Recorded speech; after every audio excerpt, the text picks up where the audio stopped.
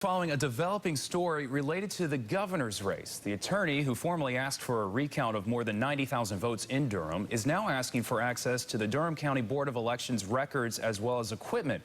CBS North Carolina's political reporter Bo Minnick joins us live from the board with more. Bo?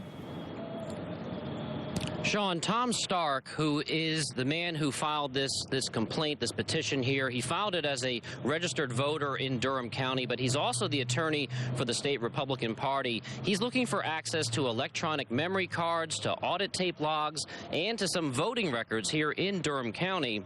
Now, Stark will be able to present any evidence that he finds at a hearing before the Board of Elections here, the County Board of Elections, on Friday, and that's after the County Board of Elections voted along party lines to allow that hearing to happen.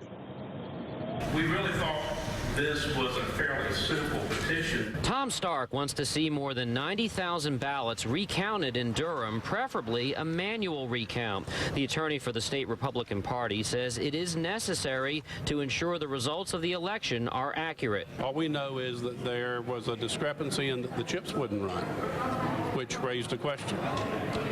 And our point was, or my point was simply, just run the ballots. He's referring to how Durham County was unable to upload results on election night from 6 electronic memory cards that save ballot data. But county elections officials were able to print out a tape log of the results and entered them manually. Stark questions how they know those tape logs weren't corrupted as well.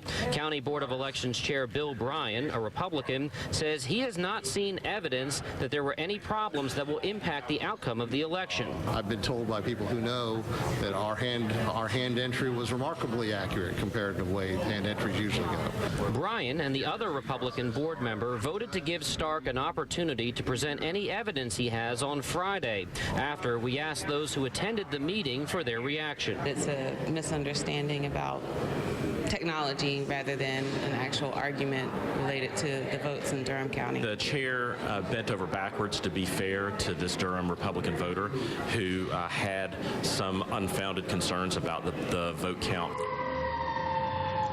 And there is a business systems analyst for the State Board of Elections who said in an affidavit that there were some discrepancies with the manual count and with the machines, but that dealt with, he said, some local races, not the governor's race.